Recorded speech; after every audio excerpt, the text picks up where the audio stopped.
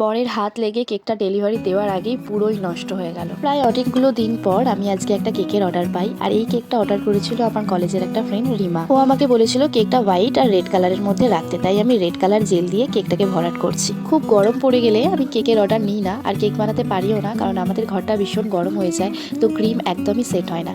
আজকে কিন্তু ওয়েদারটা খুব সুন্দর, এখন বাজে সকাল 8:30, আর বাইরে কিন্তু মুষলধারে হালকা বৃষ্টি হচ্ছে। লাল আর সাদার কম্বিনেশনটা কিন্তু আমার কাছে বেশ দারুণ লাগছে। দেখো রেড কালার জেলের ওপরে N1 দিয়ে করা নজেলসের যে রোজগুলো কত সুন্দর ফুটছে কেকের মধ্যে। যারা তোমরা আমার রেগুলার ভিডিও দেখেছো নিশ্চয়ই, বাটারস্কচ কেক বানিয়েছিলাম একটা আমি এরকমই জেলের ওপরে পিঙ্কের ওপর, সেটাও কিন্তু দেখতে খুব সুন্দর লাগছিল। আর আজকে এই রেড আর হোয়াইটের কম্বিনেশনটা আমার কাছে কিন্তু বেশ দারুণ লাগছে। বন্ধুটা বলেছিল কেকের ওপরে সুন্দর করে মা লিখে দিতে, তো আমি সুন্দর করে একটা মা লিখে দিয়েছি। সকাল থেকে পরিশ্রম করে এত সুন্দর একটা কেক বানাবার পরে কখনোই আমি ভাবতে পারিনি কেকের দৃশ্যটা আমাকে এমন দেখতে হবে। আমার মনটা ভালো করার জন্য প্লিজ তোমরা একটা সাবস্ক্রাইব তো করে যাও।